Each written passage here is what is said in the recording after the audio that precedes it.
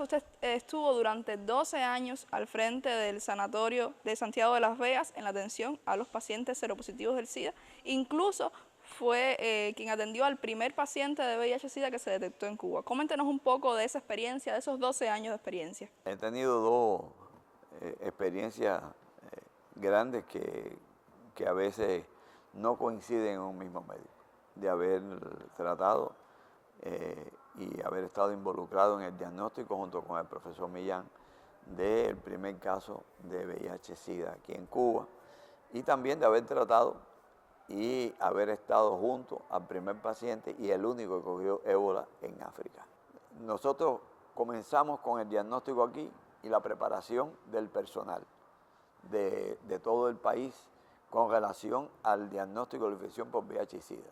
Después el país se organizó y se hizo un laboratorio de referencia con un grupo excelente de jóvenes en aquel momento. Ahora son menos jóvenes algunos y muchos jóvenes también, que realmente han hecho de esto un arte. Porque el diagnóstico de la infección por VIH significa un golpe duro para una persona. Por lo tanto, tiene una confirmación certera. Y Cuba tiene un laboratorio de referencia dedicado únicamente y exclusivamente para eso. El diagnóstico se puede hacer donde quiera, pero la referencia se hace en un solo lugar especializado. Así fue, así nació y así es.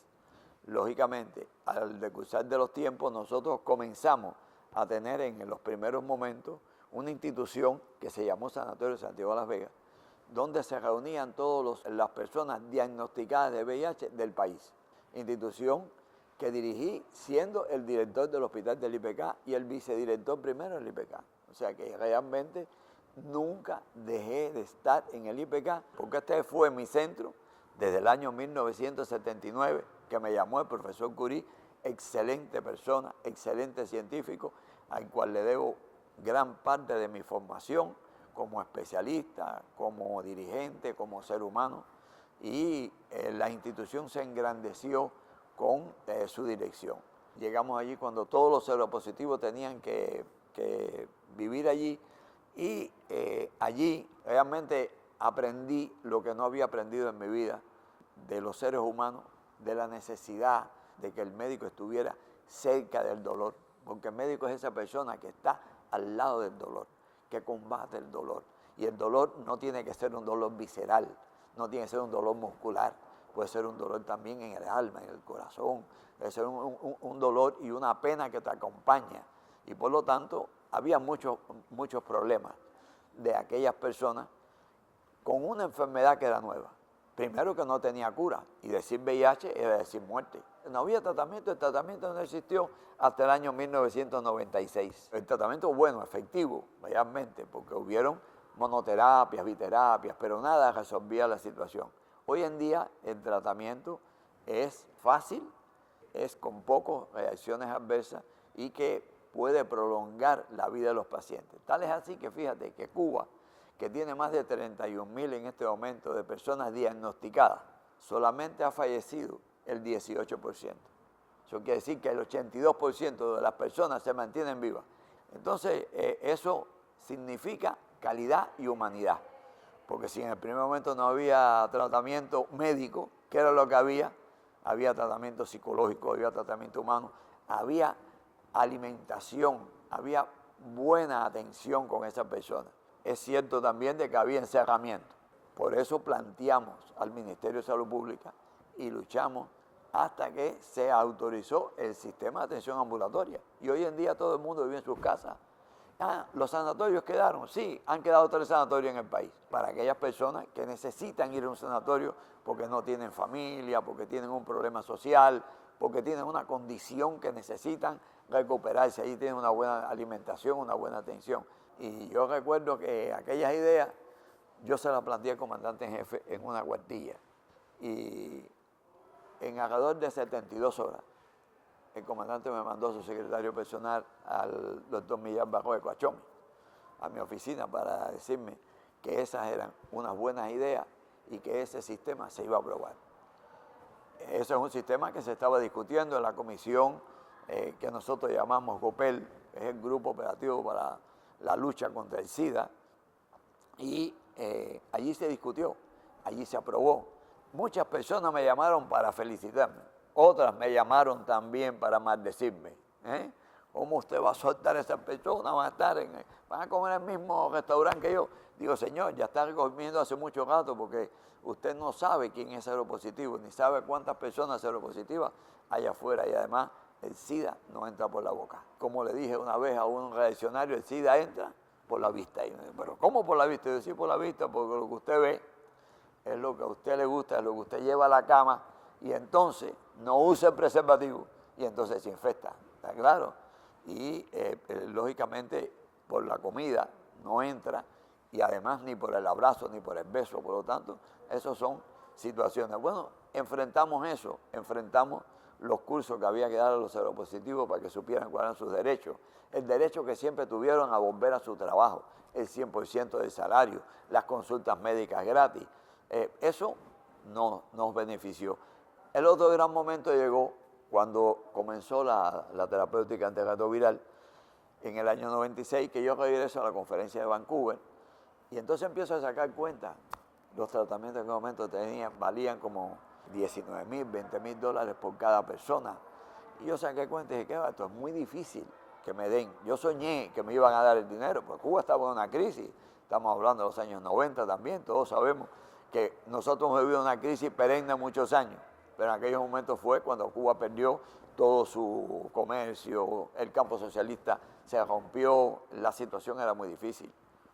Y entonces, bueno, empecé a escribirle una carta al comandante, porque en aquel momento teníamos 7 niños infectados con VIH.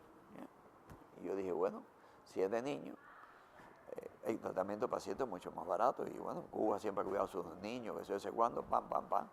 Pero cuando estaba escribiendo la carta, me doy cuenta, digo, bueno, el problema es que dentro de unos años, uno de esos niños va a llegar a mi puerta, me va a tocar, me va a decir, agradezco mucho porque usted salvó mi vida, pero lo tengo que condenar porque usted dejó morir a mis padres. Entonces dije, no pueden ser los niños, tienen que ser los niños y los padres. Y escribí aquella carta, y aquella carta llegó al comandante en jefe, y el comandante en jefe también inmediatamente me dijo que se iba a cumplir eso y que Cuba iba a comprar, a pesar de las limitaciones económicas, el tratamiento para los niños y para los padres. Pero que me preparara, porque eso no era justo. No era justo. Y yo dije, pero ¿cómo no va a ser justo? ¿Por qué no va a ser justo? Y me rompí la cabeza de por qué no era justo. Y él me decía ahí que me esperaba una conversación con él. Estuve en el Consejo de Estado durante largas horas conversando con él. Tuve la satisfacción que me pusiera la mano arriba y me dijera, te felicito, hoy aprendí de SIDA. Y me dice, ¿sabes por qué no es justo? Digo, no tengo la más mínima idea de por qué dice que no es justo. Dice, porque tenemos que buscar una solución para todos. No puede ser una solución para unos pocos, porque tú te imaginas el problema que vas a tener allí. La gente, ¿tú entiendes? Que están tratándose porque unos sí y otros no.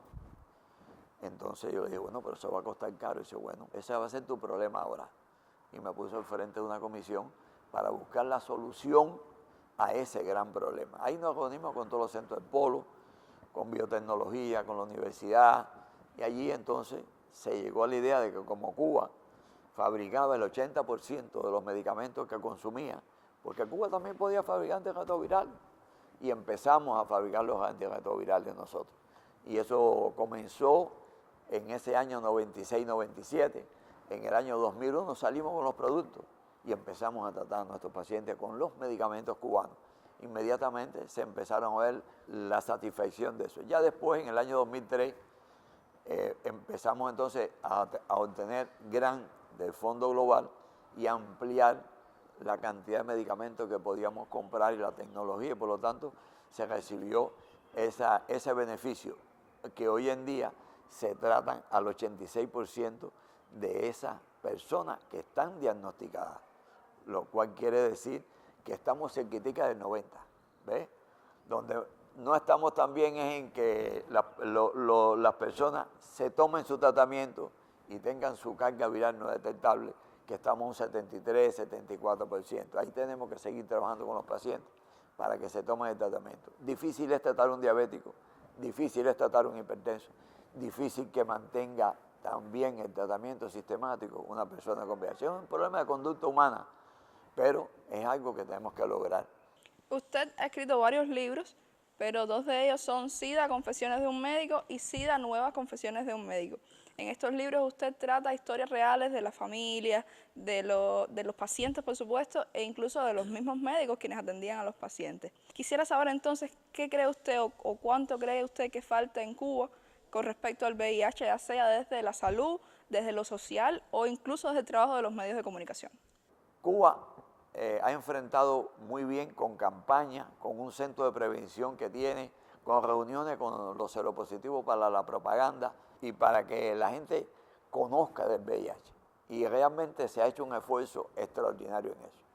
Cuba hace un esfuerzo extraordinario para comprar los medicamentos y que esos medicamentos se puedan distribuir a pesar de todos los problemas que tenemos con el combustible, con todo el problema que tenemos para la transportación. Las empresas norteamericanas nos han negado en muchas ocasiones el darnos los medicamentos. Suerte que hay medicamentos genéricos y los vamos a buscar a otros lugares, a la India, China, etc. Estamos tratando de implementar la quimioprofilaxis preexposición y la atención materno-infantil de Cuba para los niños es algo maravilloso. Nosotros llevamos los 2 últimos años, 17 y 18, sin transmisión materno-infantil. Y es un logro desde el 2015. Es un logro desde el 2015 y que ya se hizo y que se venía trabajando, lógicamente. Ningún logro sale de ahora por ahorita. Son mucho esfuerzo de todo el personal de salud, te vuelvo a decir. Porque realmente aquí trabaja todo el mundo, el PAMI, el ginecólogo, el médico de la familia, el técnico, trabaja todo el mundo. Ahora bien, cada vez que llega cerca del día del SIDA o del médico, se habla mucho de la infección por VIH y después decae. Y a mí me parece que esto debe ser una propaganda constante y una propaganda dirigida a los grupos que pueden tener esa conducta de riesgo y trabajar. En Cuba la infección se ve más en los hombres que hacen sexo con otros hombres. Entonces creo que tenemos que acercarnos a esa problemática. Tenemos que ver cuáles son los problemas que tiene esa comunidad.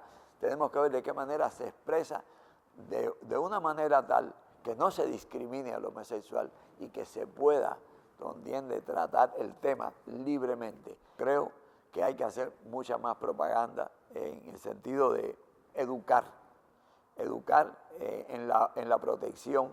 El condón no solo sirve para el VIH, sirve para todas las enfermedades de transmisión sexual, el sífilis, la gonorrea, los papilomas, el herpes simple. Las mujeres sufren de eso mucho porque el cáncer cérvico-uterino puede entrar por ahí, los cánceres rectales pueden entrar por ahí, los cánceres también cervicales y de la garganta y la faringe pueden también entrar por ahí a través del sexo oral si no se hace protegido. Por lo tanto, todos estos son virus que son oncogénicos, que no son VIH, pero son oncogénicos. Están ahí, a veces desarrollan el cáncer, a veces no. Entonces hay que hablar más de la infección por VIH. Creo que hay que hablar a camisa quitada. Creo que todavía existe en algún momento alguna pequeña discriminación, algún miedo, algún estigma. Hay personas que estamos diagnosticando con 50 años o más y estas personas que estamos diagnosticando con 50 años o más, lo primero no es un tabú, yo no quiero que nadie se entere.